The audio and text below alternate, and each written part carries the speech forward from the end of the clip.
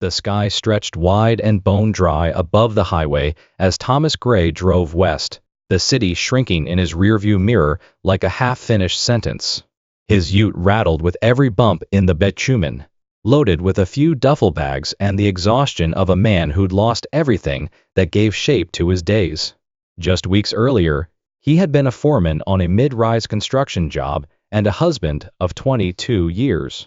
Now the job was gone, the marriage dissolved in the quiet way long relationships sometimes do, tired glances, different silences, unopened mail. With nowhere else to go, he pointed the ute toward the only place left with a whisper of meaning, his grandfather's old farm, tucked just outside a near-forgotten town in regional Victoria. He hadn't been back in nearly 3 decades. The dirt road leading to the house curled like a question mark through brittle paddocks and golden grass. When he arrived, the house greeted him like a stranger, weather-beaten boards, flaking paint, a roof that sagged at the corners. The gate groaned open on a rusted hinge. Weeds had claimed the garden beds. The porch creaked like it was remembering him. And then came the sound that stopped him, the windmill, still turning, still creaking. The same low, moaning sound that had echoed through his childhood summers like a lullaby made of iron. It spun in the dry wind like a memory refusing to rust. It was the first familiar thing he had heard in months. Inside, the farmhouse was a capsule of another time, thin curtains faded by decades of sun. A calendar on the wall still marked 1994. He walked the room slowly, brushing dust off photo frames. There was a picture of him as a boy, sitting cross-legged beside his grandfather in front of the shearing shed, both of them holding enamel mugs and grinning like they'd just built something that mattered. Thomas dropped his bags in the corner of the bedroom and sat on the porch steps, the sun already low and red on the horizon. No phones ringing, no voices arguing, just the dry breath of the land and that windmill creaking like an old man clearing his throat before saying something worth hearing. He told himself he'd stay for a few days, just enough to reset, to figure out what came next. But as dusk thickened and the wind picked up, something settled in his chest. Not comfort, not exactly hope, but the sense of something old waiting, something quiet and steady that didn't need fixing, only noticing. The land didn't ask questions. It just listened. And after all these years, Thomas realized he had things to say. The first morning came with a hush, broken only by the crows and the rhythmic creak of the windmill.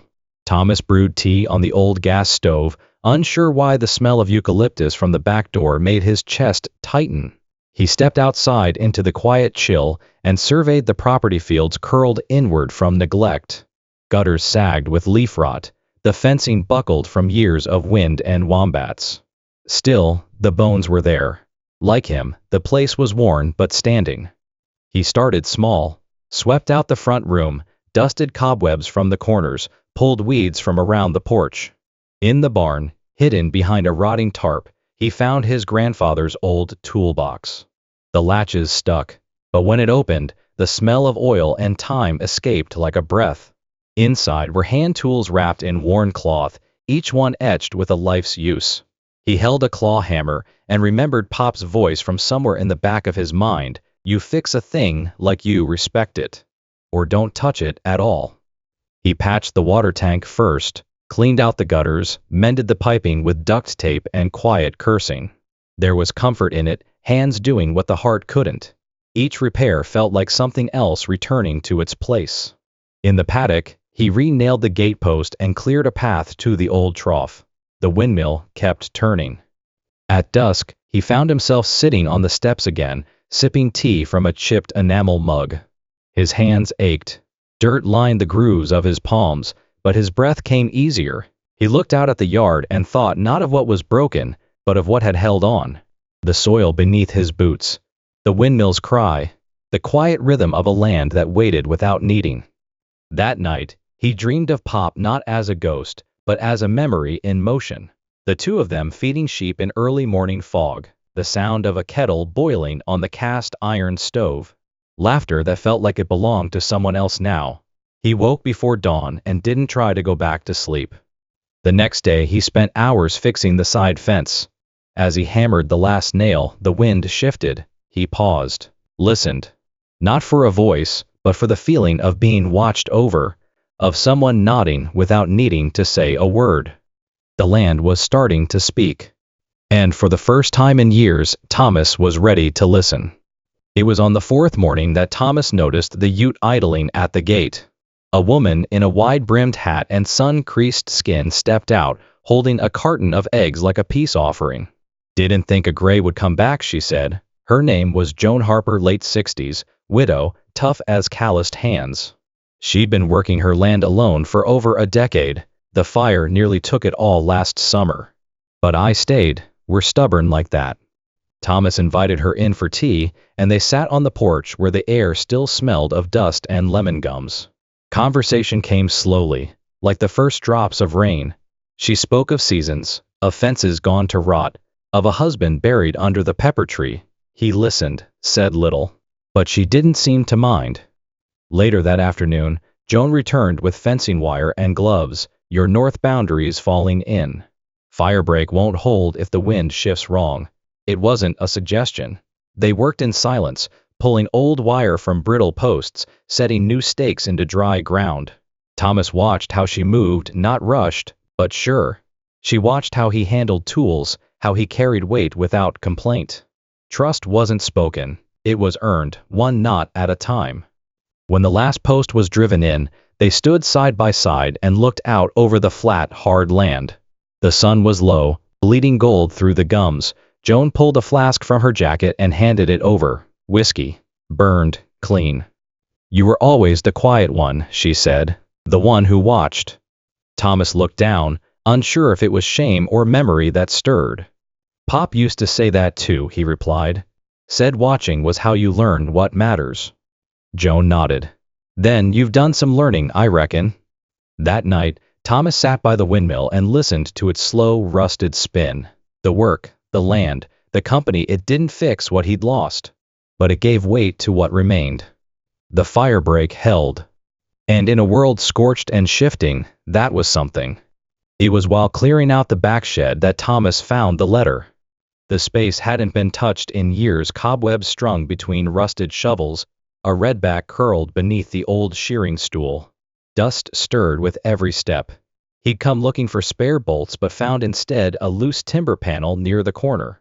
Behind it, wrapped in oilcloth, was a yellowed envelope with his name written in a familiar, firm scrawl, "Tommy." He sat right there on the concrete floor and opened it. "If you find this, you've come back for a reason. Maybe it's sorrow. Maybe it's silence. Either way, take your time. The land will listen if you let it. Don't rush. And don't forget to sharpen the mower blades before spring." Pop. Thomas let the paper rest on his knee and exhaled slowly.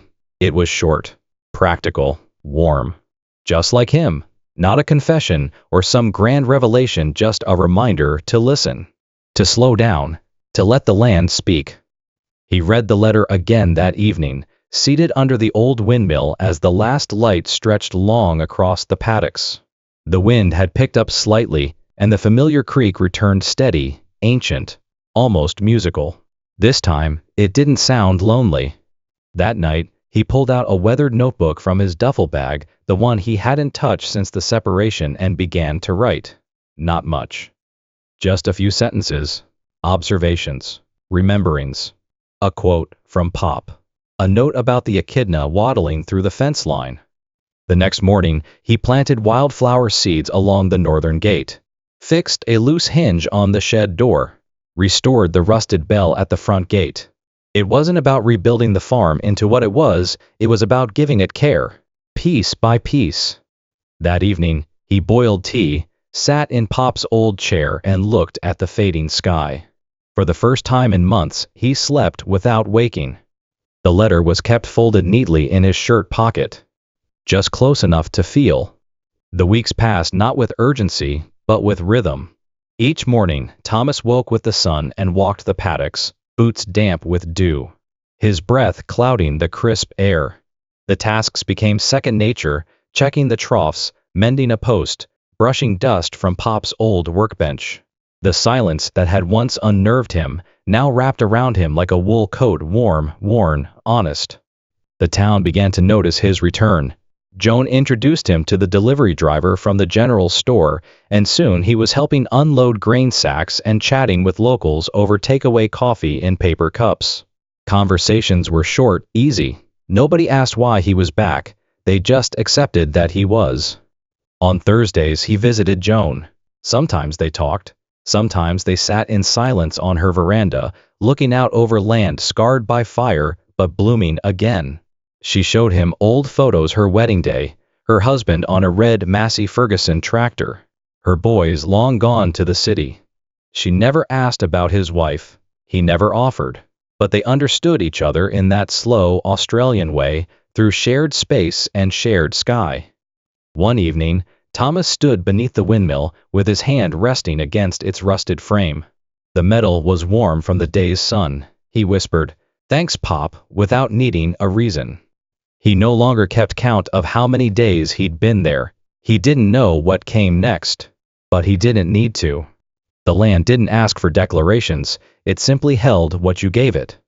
In the corner of the paddock, where he'd planted wildflowers weeks earlier, the first sprouts were coming through. Green flecks against ochre soil, life returning without ceremony. And Thomas, who had once come seeking escape, found instead something steadier. A place to begin again.